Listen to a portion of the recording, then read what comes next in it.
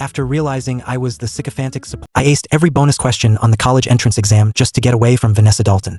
After the exam, Vanessa's friends mocked me. Ethan, Vanessa said she did badly. Turn in a blank paper this afternoon, or you'll never get another chance to suck up to her. They all burst out laughing. Vanessa looked disgusted. I nodded and said I understood. But I was done being her lapdog. Someone else could do it.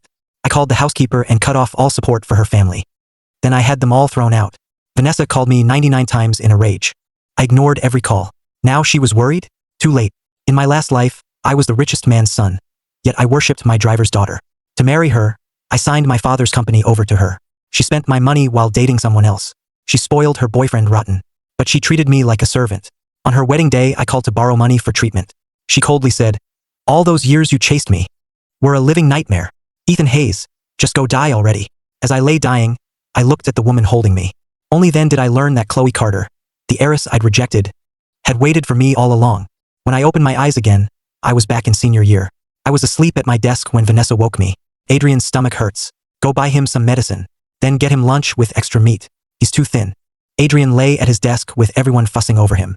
They all felt bad about his stomachache. Of course, Vanessa cared the most. They always ranked first and second. Everyone thought they were perfect together. They were the golden couple. I was Vanessa's mindless lapdog. I slept through class, then spent every break running errands for her. Now that I knew I'd been reborn, seeing Vanessa act like this was almost funny. What gave her the right to treat me like dirt? Seeing me freeze, Vanessa snapped, "What are you waiting for? Hurry up." Then she went over and gently rubbed Adrian's back. Adrian glanced at me. "We shouldn't make Ethan go. I'll go myself." "Why? He loves doing this stuff. He'd be upset if I didn't let him, right?" She looked at me. I forced a smile and silently went to the cafeteria. I got in line for 2 meals. A classmate beside me snickered. "Getting Vanessa lunch again? She likes Adrian, you know? Someone as accomplished as him would never want trash like you." "What exactly am I? A servant's son? You ride to school with the young lady and think she'll marry you? Wake up. A dumb, useless guy like you will always be her servant, doing her laundry and cleaning her floors. You'll even change her kids' diapers." I laughed bitterly. "Vanessa told you I'm a servant's son? I liked her, so I'd let her ride in the car that drove me to school. But now, everyone thought Vanessa was the heiress and I was the servant's son." The classmate rolled their eyes. "Obviously. Hurry and take your lady her lunch." They laughed and everyone around us joined in. They mocked my pathetic devotion and impossible dream. The bell rang. I left the cafeteria but didn't return to class. I sat by a flower bed and ate both meals. I couldn't remember my last decent meal. After losing everything, I couldn't afford good food. I'd wait until the market closed and take discarded vegetables. Meat was out of the question. I finished both meals. Only then did my hunger ease. The first bell had rung when I returned. Vanessa saw me and snapped, "What took so long? Where's the medicine?" "What medicine?" I looked at her coldly. All my usual affection was gone. Vanessa stared at me. "The stomach medicine for Adrian." I said, "His stomach hurts. Are you deaf? You can't even handle one simple task." I glanced at the pale Adrian. What is he to me? Why should I buy his medicine? Adrian came from a modest family. Ever since meeting him, Vanessa had treated him exceptionally well. Whenever Dad gave me something nice, Vanessa gave it to Adrian. Even the watch on his wrist was mine. They used my cards, spent my money, and enjoyed everything I owned. Yet they ordered me around like a servant. "Fine, Ethan. You want to throw a fit? Keep this up, and I'll stop talking to you. Don't come begging me to forgive you." I stared at Vanessa, amused by her threat. "Why would I need your forgiveness? What did I do wrong?" Everyone turned, shocked that I challenged Vanessa. "What's happening?" Her lapdog finally grew a spine. Even Vanessa froze. She stared at me, remembering every time I'd begged her. "Then don't ride home with me today." I nodded. "Sure." Then I returned to my seat. I agreed so easily, as if her threat meant nothing. Adrian's deskmate, Tessa Monroe, jumped in to defend him. "Ethan, what's wrong with you? She only asked you to buy medicine. You couldn't even do that? Can't you see Adrian's sick?" I gave her a cold look. "Then go buy it yourself." Tessa shot back. "It's your job. Why should I go?" "Adrian's nothing to me. Why should I?" Tessa pointed at me. "You work for Vanessa's family. Of course you should buy medicine for her friend." At that, I turned to Vanessa. "Vanessa, have you been telling everyone that I'm your servant?" I pointed at myself. Vanessa suddenly looked guilty. Of course, people had only seen her being driven around in a luxury car and made assumptions. She simply never corrected them. She couldn't exactly tell them that her father was only a driver, and she was my driver's daughter. "Forget the medicine. I'll buy it myself later." Vanessa assumed I still liked her, so refusing to help Adrian made sense. She looked at me. "Where's the food? You at least bought lunch, right?" Someone from the cafeteria had told her. They saw me get 2 meals. I calmly said, "I ate them." "What? You ate both?" Vanessa looked visibly upset. I nodded. The students in front heard us and gave me disgusted looks. Are you a pig? You ate 2 whole meals. They were used to kissing up to Vanessa and looking down on me before because they were Vanessa's friends. I'd always shown them respect. I never wanted to offend anyone close to her. I hoped they'd put in a good word for me. Now I realized I'd spoiled them. Whenever Vanessa treated them to a meal, she used my money. I'm spending my own money. Forget 2 meals. I could eat 20 if I wanted. The students in front heard me, and their faces darkened. One finally muttered, "Your own money? Doesn't it all come from Vanessa's family?" I couldn't be bothered to explain. But Vanessa was getting angry. I brought her no lunch, so she hadn't eaten at all. Her anger boiled over. She turned to me. "Ethan, you asked for this. Let's see if you last more than 2 days this time." She stood up and gathered her things. Then she said to Tessa, "Let's switch. You sit with him." Whenever Vanessa got upset, this was how she punished me. She'd refuse to sit beside me. After all, having her sit with me was something I'd begged for. She was supposedly my tutor. Sitting beside me meant she could help with class. But thinking back, Vanessa had never taught me anything. She only ordered me around. She still thought this would scare me. I ignored her. Vanessa had missed lunch, and Adrian was still sick. She sat nearby, scowling. She glanced at me by the window. This time, Vanessa was truly furious.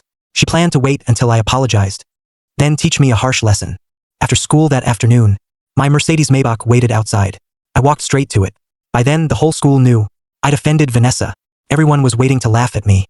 When they saw me shamelessly get in, they started pointing and gossiping. He wouldn't even buy Vanessa lunch. How can he still mooch off her family's car? He's only a servant's son. Does he think he's the boss now? Vanessa isn't even here yet, and he still got in. Vanessa's way too nice. If I had to deal with an arrogant servant's son like him, I'd fire him on the spot. I heard all their taunts, but couldn't be bothered to respond.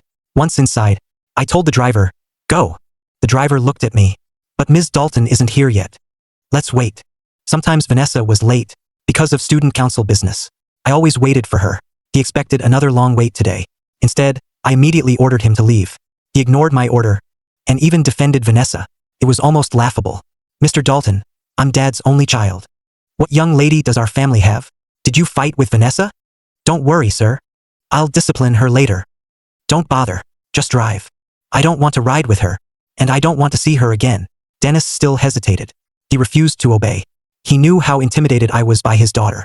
Whenever Vanessa said anything, I never dared argue. He knew ignoring me had no consequences. At worst, Vanessa would scold me. He assumed I'd inherit the family fortune, and it would all belong to his daughter. He no longer saw himself as a driver. He was already acting like my future father-in-law. "Are you driving or not?" I frowned. Dad had wanted to fire him long ago. He'd heard Dennis was gambling. Dad didn't feel safe keeping a man like that around. But back then, I'd lost my mind. I kept defending him. I thought if he stayed, Vanessa could remain at the Hayes estate. So I constantly vouched for him. I even claimed he treated me well. That was the only reason he still had this job. Yet now, he wouldn't even listen to the person who employed him. "They're here." Dennis spotted Vanessa at the gate and quickly got out. Vanessa was supporting Adrian. As they walked toward the car, Dennis opened the door for her. Vanessa started helping Adrian inside. Because I liked Vanessa and wanted her to ride home with me, Adrian always came along. The driver would drop Adrian off first, before taking us home. That wasn't all. Every morning we had to leave early to pick Adrian up first. Before Adrian could get in, I spoke. "Didn't you say you wouldn't ride home with me? So why are you getting into my car?" The watching students saw this and immediately started berating me. "What's wrong with Ethan? That's obviously Vanessa's car. Why is he acting like the owner? Right? Letting him ride along is already generous. Now he won't even let the young lady in?" Everyone talked over each other. Vanessa looked at me, her expression stiff. She couldn't understand what had gotten into me. She'd offered me an out, but I wouldn't take it. "Do you have to act like this? I'm not even mad about lunch anymore. I decided to forgive you." "Ethan, are you really keeping this up? I don't need your forgiveness. Find your own way home. You're not riding with me." Vanessa's face went pale, then livid. She knew everyone believed she was a rich heiress. If she didn't ride with me, her lie would be exposed. So she grabbed me and pulled me out. Then she put Adrian in the car. "Vanessa, you've gone too far." I admit she made me furious. I'd forgotten many details from this time. But seeing Vanessa act like this, I couldn't understand how I tolerated her, or why I'd ever thought she was wonderful. Vanessa ignored me. She had no intention of being reasonable. She told her father, "Drive." Dennis drove off, leaving me behind. The crowd burst out laughing. Good, that's what he deserves. He's so unreasonable.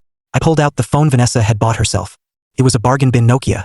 To please her, I I'd given her the Apple phone Dad bought me. In exchange, I'd taken her junk phone. I thought it would protect her pride.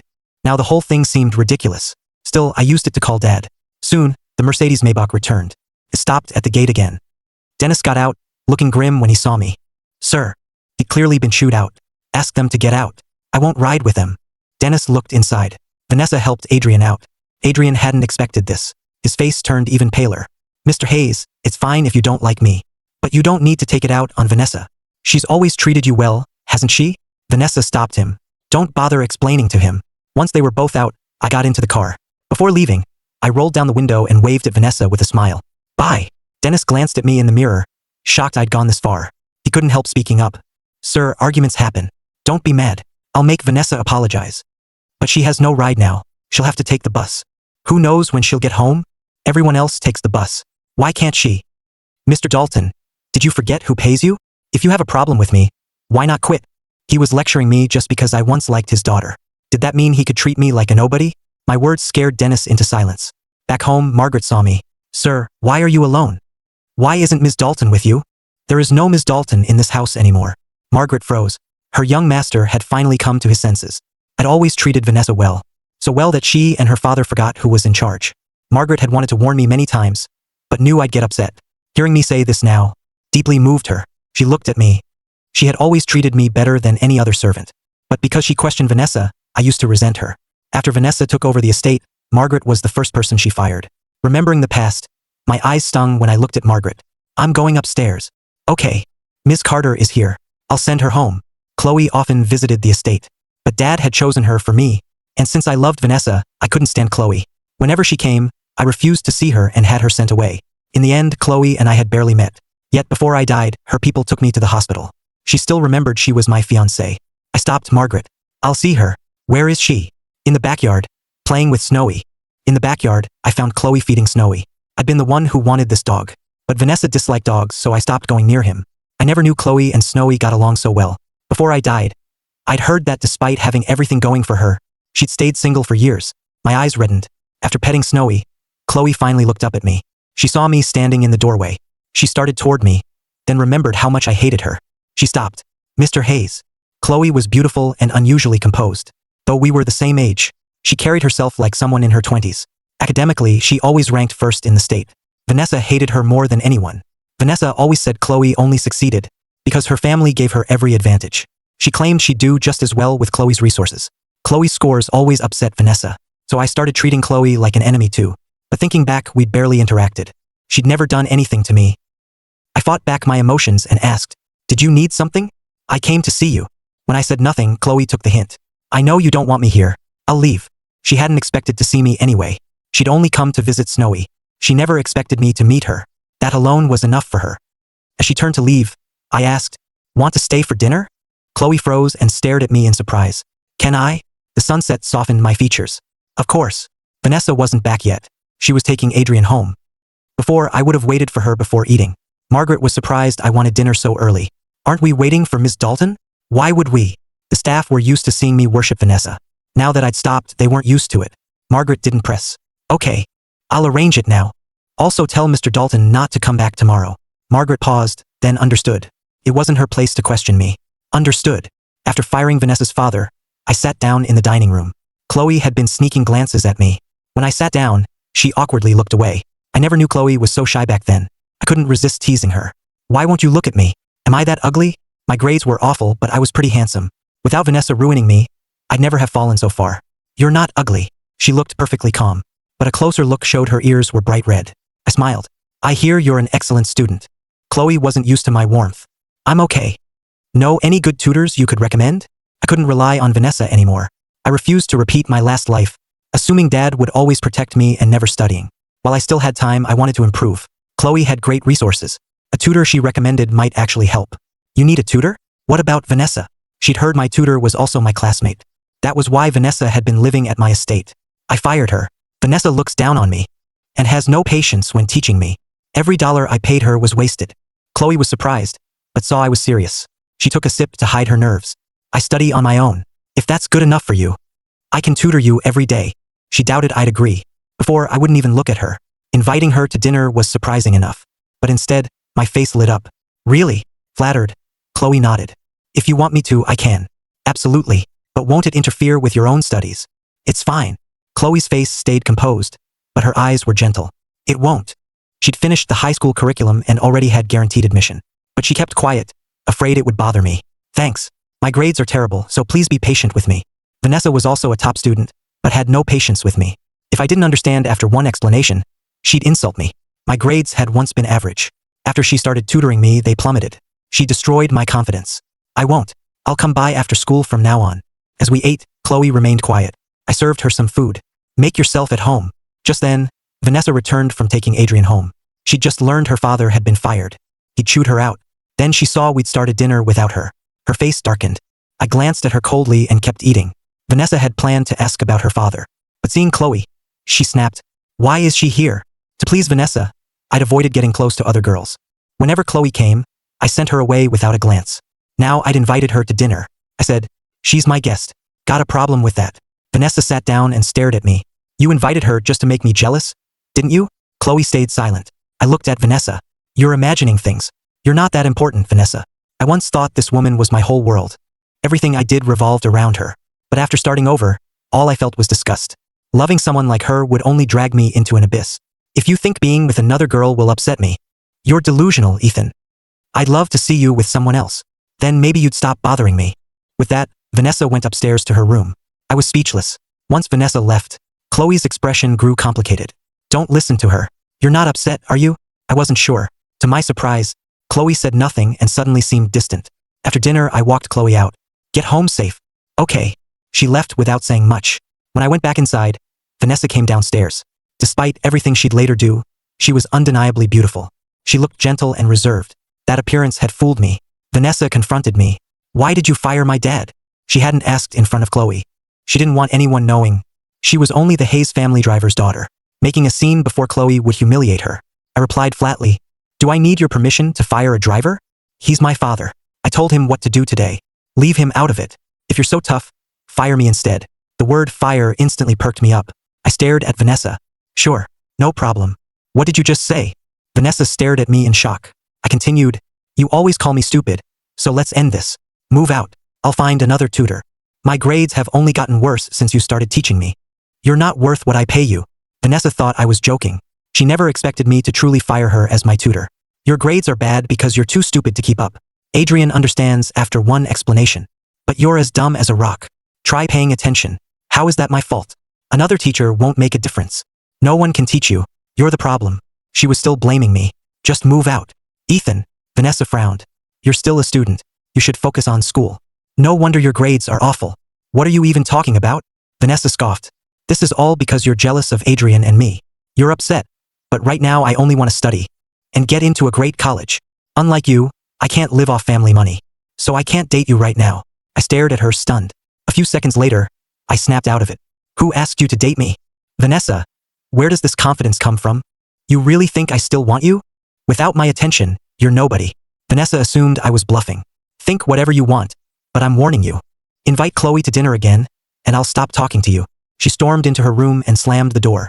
I returned to my room and called Margaret. Margaret, move Vanessa's things out tomorrow. I won't house someone who thinks she can walk all over me. Then I got Chloe's number and saved it. I texted her. Are you home? She didn't reply. The next morning, I didn't have to pick up Adrian, so I slept in. I thought Vanessa had already left. Instead, she was waiting at the breakfast table. I sat down and enjoyed my breakfast, because we always rushed to pick up Adrian. I'd rarely eaten a proper breakfast at home. Seeing Vanessa wait for me, I'm not picking him up. You can leave early. After breakfast, I headed outside with Vanessa close behind. A new driver opened the door for me. Vanessa climbed in after me. I looked at her. What's this, Vanessa? Didn't you say you wouldn't ride with me? I remember exactly what you said yesterday. Vanessa pressed her lips together and stayed silent. If Dad hadn't ordered me to appease you, I never would. Your family just had money, and you used it to bully people. Big deal. But her father still needed his job. I didn't waste time arguing and told the driver to go. At school, I got out with Vanessa behind me. Before, Adrian always arrived with us. Today, he came by bus. He hurried over when he saw Vanessa. Adrian looked at me. He still couldn't understand yesterday's scene. How could a servant's son act so arrogantly toward Vanessa? Seeing us arrive together, he asked, Did you two make up? I ignored them and walked inside. Vanessa watched me leave without waiting for her. She frowned and told Adrian, There's no point arguing with him. Still, letting a servant's son push you around like that? You're too nice. Now everyone's saying Ethan is the real young master. Ignore them. My father is close to Ethan. He asked me to look after Ethan, so I can't abandon him. Fine. Hearing she only did it for her father, Adrian felt relieved. When I reached class, Tessa was already there. She blocked me from reaching my seat. Move. Tessa glanced at me and said, You're shameless. You left Vanessa and Adrian stranded yesterday, then had the driver take you away. I looked at Tessa and chuckled. It's my car. I decide who rides in it. It's none of your business. Who are you again? My confidence made everyone curious. You're saying that Mercedes Maybach belongs to your family? Who else? I glanced at the speaker. Tessa laughed. You? Ethan, we know exactly who you are. Now you're pretending to be some rich heir? Who'd believe you? I heard that driver is your dad. Your whole family works for the Daltons. Vanessa's just too kind to call you out. Otherwise, she'd have thrown you out long ago. Don't keep pushing your luck. Tessa was close to Adrian, who was always with Vanessa, so everyone believed her. Vanessa and Adrian appeared at the classroom door. Vanessa looked uncomfortable because Tessa's insults were actually humiliating her, not me. She walked over and told Tessa, Go back to your seat. Tessa glanced helplessly at Vanessa. She could tell Vanessa was upset, so she moved her things. Vanessa sat beside me again. I paid no attention to it. I no longer cared what she did. She was a teacher's favorite and knew everyone. No one questioned her switching seats. Tessa sat beside Adrian. Still annoyed, she asked him, Adrian, what's Vanessa doing? Ethan walks all over her, yet she still defends him. Ethan just moved in with her. Her father asked her to look after Ethan. That's all. Don't read into it. So that's why. I knew something was off. He even claims that car belongs to his family. Vanessa's phone is obviously expensive, and the gifts she gives you aren't cheap. But Ethan's phone is as cheap as mine. He's pretending to be a rich heir? Who'd buy that? I sat at my desk. I snuck a look at my phone. Chloe finally replied with one word. Yeah. She seemed incredibly cold. She'd been so friendly yesterday, but after going home, she'd turned distant. I texted last night, yet she only replied now. Vanessa sat beside me and saw me checking my messages. Seeing Chloe's name on the screen, she frowned. Nothing about me looked different, but since yesterday, she felt like I'd become someone else. I texted Chloe. Are you still coming to tutor me this afternoon? Chloe again replied with one word. Yeah. As long as she came, I didn't care. I focused completely in class. At lunch, Adrian came to eat with Vanessa. Vanessa glanced at me and asked, Aren't you eating? My focus amazed Vanessa. I hadn't even slept in class. I was still carefully organizing my notes. She used to mock me for thinking only about her. Yet here I was actually studying. Seeing me work through lunch, Vanessa asked out of curiosity. I acted like I hadn't heard her and ignored her. Adrian looked at Vanessa and said, If Ethan isn't coming, let's go. We can bring him something. No thanks. I declined. Adrian was a good guy, at least in everyone's eyes. So even when others mocked me behind my back, Adrian always stayed friendly and upbeat. But I didn't want to owe anyone. I packed up my things and stood. I went downstairs alone. Adrian walked beside Vanessa and asked, What's with him? Why's he ignoring you? What did you do? Vanessa was confused too. She wanted an answer. No matter how cold she was, I always followed her like a puppy. But since yesterday, despite her doing nothing, I stayed distant. It made no sense. By the way, will you invite him to your birthday party this weekend? Vanessa's birthday was this week. Last year, I booked the Grand Regency Hotel for her birthday. I arranged everything and let Vanessa invite our classmates. I spent a fortune that night and everyone raved about it. I felt honored just to attend her party. This year was supposed to be the same. I'd arranged everything days ago. If I hadn't fired her, Vanessa wouldn't have worried. But after what I said yesterday, I was still cold today. She couldn't help wondering. If I didn't go, would her party still happen? Watching me walk away, Vanessa reassured herself. Why worry? He'll definitely come. He'd never ignore my birthday. Maybe he's acting cold to surprise me. That thought relaxed her. She told Adrian, He'll come. Of course. He's always there for your birthday. That afternoon, Vanessa and Adrian rehearsed for the school anniversary. I didn't wait for her. I went straight home. Chloe was already there. She and Snowy greeted me. Seeing her made me smile. Maybe it was because of our bond in my last life. Now every time I saw her, felt precious and rare. Chloe froze when she saw my smile. She was used to me being spoiled and cold. My recent warmth made her too shy to meet my eyes. I looked at her. I smiled. You're early. Let's go straight to the study. I took Chloe upstairs. In class today, I found a lot I didn't understand. I wanted to ask you about it. We sat down in the study. The seat beside me used to be Vanessa's. But even when she sat there, she never taught me seriously. She even thought I disrupted her studies. Chloe sat beside me and took out 2 tests. She wanted to gauge my current level. I carefully finished them and handed them over. Chloe silently reviewed them. I felt embarrassed. Sorry, I'm really dumb. It's not you. You've just been using the wrong approach.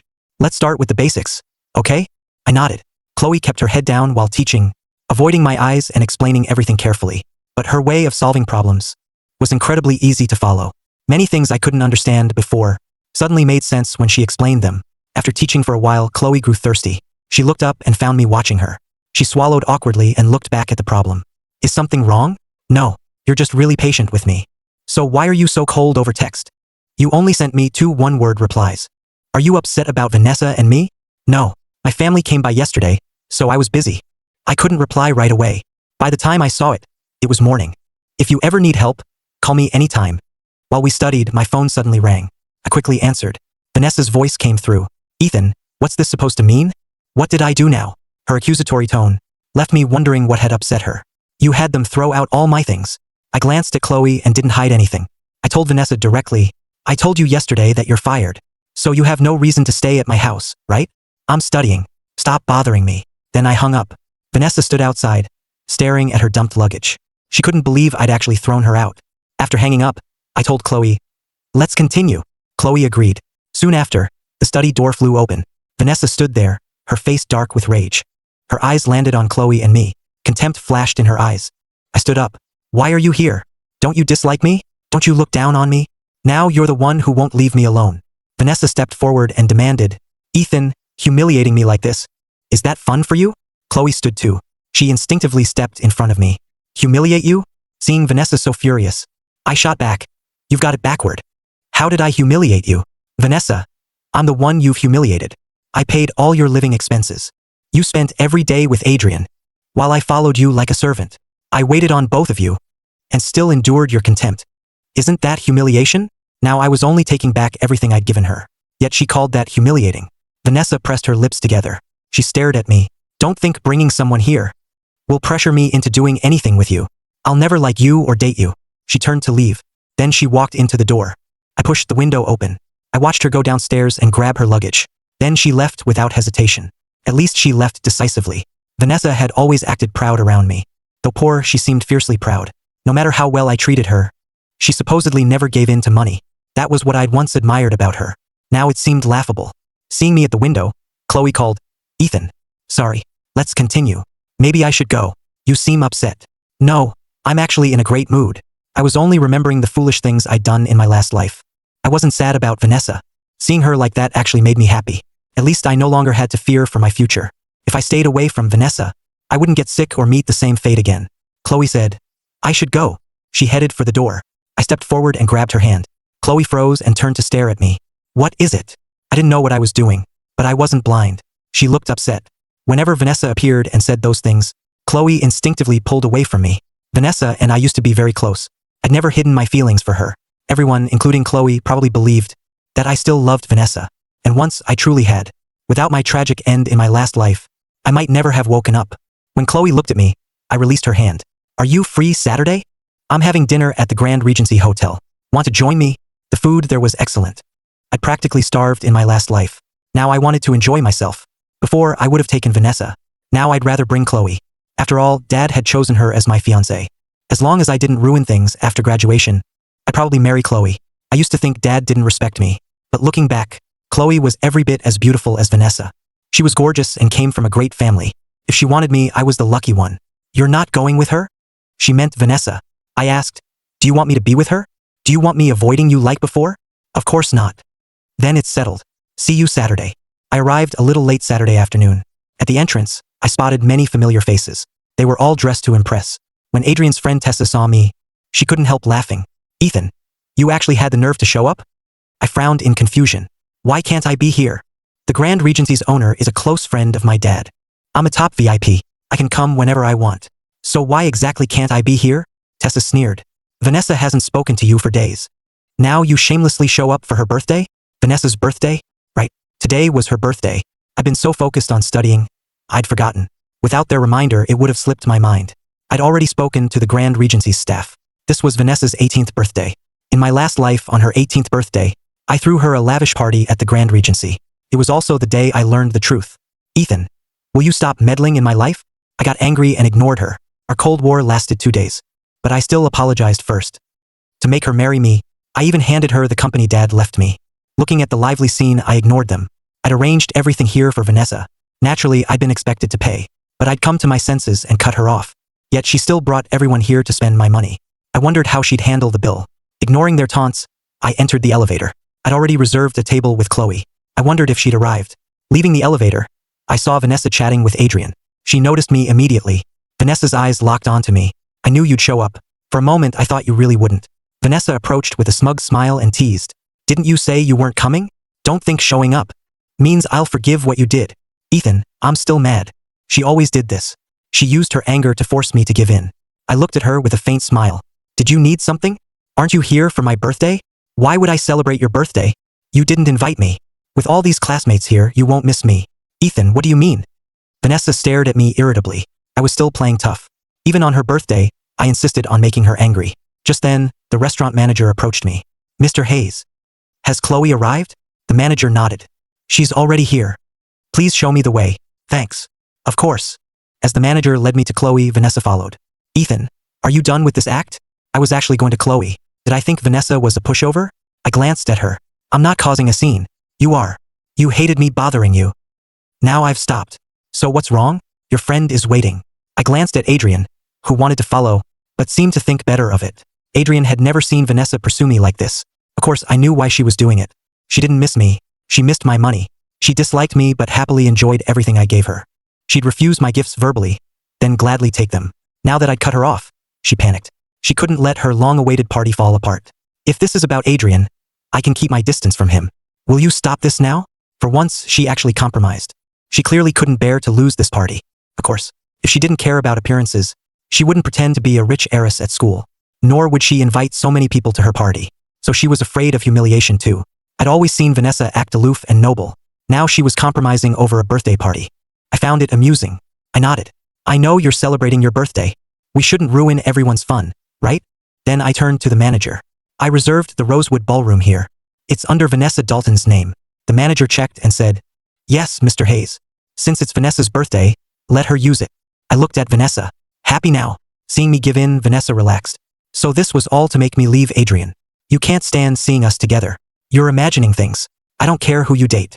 Vanessa, eventually you'll understand. Without me, you're nothing. The manager stood silently nearby. My words humiliated Vanessa. I'm done talking to you. She turned and left. The manager looked at me. I'll have the Rosewood Ballroom prepared. I nodded. Yes, but make her pay the full bill before leaving. No one leaves until it's paid. Understood, Mr. Hayes. Once everything was arranged, I went to Chloe. Vanessa returned to Adrian. Seeing her dark expression, Adrian asked, How'd it go? What were you talking about? Nothing important. Vanessa glanced at the sweet, attentive Adrian. Once tonight's party was over, she'd cut me off for good, and never be nice to me again. When I walked in, Chloe was studying the menu. She heard me, looked up and met my smiling eyes. Been waiting long? No, I just got here. Chloe watched me. I was a little thin. I naturally sat beside her. Chloe hadn't expected me to sit so close. She tensed up. There were plenty of other seats. I didn't notice her discomfort and asked, Have you ordered? Not yet. I'm still looking. Let me see. I leaned in and read the menu in her hands. Chloe couldn't focus on the menu anymore. All her attention was on me. I wanted something intense, as if the flavor could remind me I was alive. Those sick days without enough food, warmth, or sleep had been torture.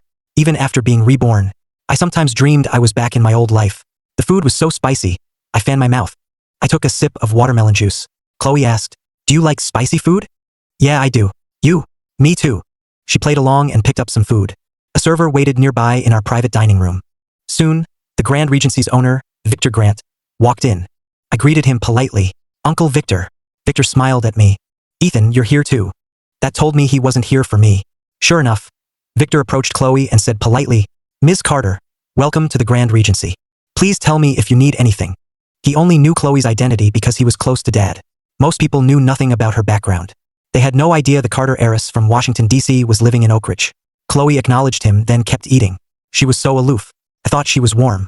Only now did I realize, Chloe simply didn't like talking to people. Victor stood there for a while and personally poured her water. She said nothing. Her unapproachable aura filled the entire room. Victor finally took the hint. I'll leave you to your meal. Please enjoy. Wait, Uncle Victor. I called after him. Hearing me, he stopped and came back. What else can I do for you, Mr. Hayes? His warm smile made him seem genuinely kind. That was why I'd always liked him. But if I remembered correctly, in my last life, the Grand Regency caught fire 3 days after Vanessa's party. The fire broke out without warning. The kitchen's fire safety measures were inadequate. When the fire started, none of the extinguishers worked. The fire even caused casualties. The Grand Regency had been Oak Ridge's top hotel, but never recovered from that disaster. I heard Victor became seriously ill afterward. I looked at him. Your fire safety systems are working, right? Victor looked surprised by the sudden question. Why the sudden concern, Mr. Hayes? I just think you should have everything checked, especially the kitchen. Don't worry, our fire safety system is excellent. Nothing could go wrong. We take our guests' safety seriously. I stared at him quietly. Uncle Victor, could you check it yourself? Seeing how insistent I was, Victor looked annoyed and stared at me. What are you implying? Do you not trust me, Mr. Hayes? Your father and I are close friends. He knows what kind of man I am. I run an honest business. You're questioning my integrity. I was about the same age as his son. To him, I was just a kid who knew nothing about business. Chloe spoke up. Since he asked, you might as well check. Since Victor entered, Chloe had barely spoken to him. She'd only given brief replies to his questions. But now that she'd spoken, Victor respected her request. All right, I'll check now. Chloe was composed, and her status carried weight. Though she was about my age, people found her words more convincing. After Victor left, I looked at Chloe in surprise. Why did you back me up? I made the request because I knew what would happen. But from Chloe's perspective, I shouldn't have known anything. Chloe replied, you asked. Of course I'd help. What if I made it up? Why would that matter? Chloe continued, even if it was a joke, no harm would be done. He'd only waste one trip. She said it all calmly. But as I watched her, warmth flooded my heart. Felt like someone truly trusted me. I remembered the moment I was diagnosed with HIV. No one believed I was a victim. They all said I'd been sleeping around. If I had, I would have owned it. Everyone blamed me and looked at me with disgust. Eventually, I started hating myself too.